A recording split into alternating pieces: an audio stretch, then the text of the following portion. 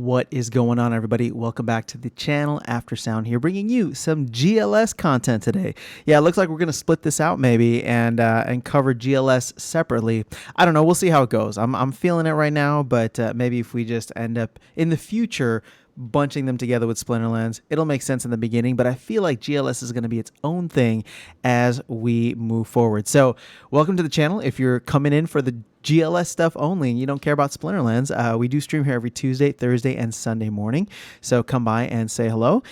So what I wanted to talk about was the timing of everything, because I think it's going to work out really, really well with a hype cycle that has nothing to do with crypto, and that is the do they call it like the greatest game or something like that? But the FIFA World Cup is coming at the end of this year. Now, we got, this is somewhat serendipitous because usually the World Cup, it happens every 4 years, and 2022 is one of those years that it's going to happen, but it usually happens over the summer. But due to the fact that it's being held in Qatar this year, which is in the Middle East, it's super hot over the summer, and they decided to do it in the back half of the year, specifically November and December, because it's much cooler there at that time.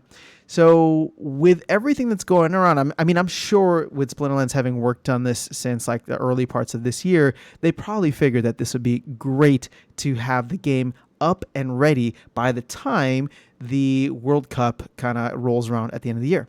But even before that, we have some exciting things happening within the MLS, the MLS, which is the U.S. league, and that is the fact that we're going to get the playoffs first, where we have a couple more weeks left of the or a couple months, I should say, left of the season.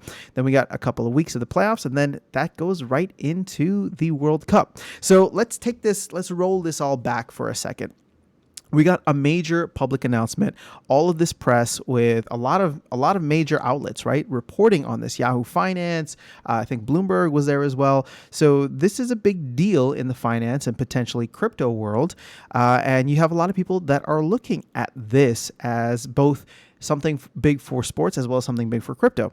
So this was the announcement, obviously, that Splinterlands put out. And what we know, and we don't really need to gather it from here, but what we know is that we got the announcement here in August, I guess roughly mid-August at this point in time. And we know that we're probably going to get the white paper for all of this stuff dropping sometime in September. I would estimate probably sometime mid-September at this point. Now, again, with that being said, we get the white paper in mid-September, and we're also told that this game is looking to launch in October with an airdrop as well as pack sales for Splinterlands token holders, right? For Splinterlands SPS stakers, and there might be some other stuff in there as well. We don't know the full details just yet. But that means that there's going to be a new game. It's going to be super hyped, and it's going to be happening in October, which, don't forget, is when Splinterfest is, and Splinterfest is, I think, going to be a big deal for the Splinterlands company as well as obviously the game. But if there's, if MLS stuff is kicking off and there's this huge successful Splinterfest too, I think, I'm just really excited about what the next couple of months have to bring for Splinterlands and GLS combined. So you have this game launching, or we get the white paper in September. You get the game launching in hopefully October of this year, where all of a sudden we're going to get packs. We are going to get tokens. The GLS token is going to start airdropping, and there will be a brand new game in which we will be able to collect NFT cards of the players themselves and start using them in this upcoming game. So there was one comment that Hatham said during the last town hall for Splinterlands where they announced this. And it was something along, I'm paraphrasing here, so hopefully I don't get it wrong, and somebody please correct me if I do. But he said something along the lines of like, we have to wait until the season is over in order to like get their stats and all this, see where players kind of finish. So I don't know. I hope this doesn't come out like late October. I would love for it to be like early to mid October, just because, the hype cycle. But when I think about it, and I think about what the Splinterlands team is going to be up to in mid-October, that's going to be Splinterfest, right? That's happening October 8th and 9th. So, maybe they announce this right after they get back, literally the week after they get back from Splinterfest, but I kind of doubt it. So we'll see. It might be later in October. And the reason why is because I do believe the season will end around the regular season, I should say, will end in October. So the other thing that I want to take you guys to here is just some research I was doing on the MLS. Yes, now I'm an MLS fan now, or at least I'm an MLS analyst at this point, trying to understand and better understand and digest the format of this. And it's kind of cool because, like I said, I don't watch any soccer or football for those around the world. I don't follow it regularly, not MLS, not English Premier League or La Liga. I don't follow anything except for World Cup. For some reason, every 4 years, I just literally it's like religious. It's like a pilgrimage. Every 4 years, I have to watch. And I have to watch every single game of the World Cup. I just get so hyped into it. I learn all the players. I learn all the different groups.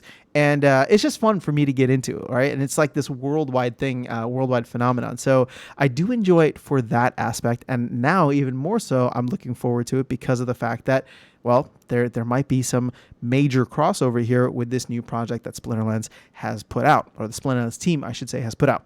So in looking at the 2022 schedule, format, and conference alignment, so they added a new team. That's not what I wanted to look at, but 34 regular game season. So that's roughly 34 weeks.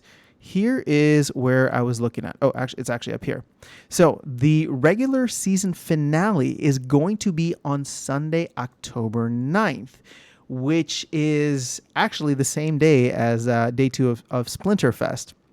Now, that would mean that if they're waiting for that point in order to design the cards, that's a little late, right? Because there's a lot of designing that'll need to happen starting October 9th. So I'm hoping that maybe they'll have most of that done by October 9th. And when I'm talking about designing the cards, I mean like figuring out the stats, right? Because again, and this is my understanding of it, I could be completely wrong, but it seemed as though it's just like you have to wait until the final season stats are done to release these packs or these cards, right, of players. So following this Sunday, October 9th regular season finale, there's going to be 3 weeks of the MLS Cup playoffs, followed by a MLS Cup final, which is going to be Saturday, November 5th. So I'm hoping that we don't have to wait until after November 5th. At least my understanding is that once the regular season is over, there will be hopefully a launch between sometime on October 9th and whenever this, and sometime in October, right? Between October 9th and October 31st. But then we get this huge hype cycle because the MLS Cup, which I'll probably end up tuning into this year, is going to be Saturday, November 5th.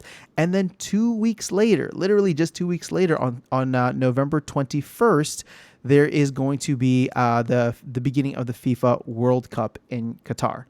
So this is going to be there's going to be a lot happening, and this is going to go through the end of the year, right? I believe this goes through December. So a lot of football / soccer related things will be happening over the next couple of months. And with this new game coming out and with the hype cycle, with the built-in audience that Splinterlands already has and the potential new audience of people coming in, especially if at that point in time, right, everybody's going to be getting into soccer or football. I'm sorry. Everybody in the US at least is going to be getting into soccer. Everybody around the rest of the world is probably already into football, but the FIFA World Cup just brings it to another level. And the US is participating this year. So if you're if you're thinking that, the US is hopefully going to be one of the bigger markets for this, then the U.S. is participating, and folks like myself love to watch just to cheer on the U.S. team, right? So it's going to be exciting either way, but the fact that there's going to be hopefully this game up and running before all these major things, right? The MLS Cup, or the MLS playoffs, the MLS Cup, and then the FIFA World Cup. I don't know. I love that progression of events, and that's all happening right on the heels of Splinterfest. Right. And so, again, Splinterfest has nothing to do with this game outside of the fact that the company, Splinterlands, is creating and launching it as well. So I just wanted to share these dates with you, something to keep in mind or keep on your radar as we head into the back half of this year, or round out the back quarter of this year, which would be October through December.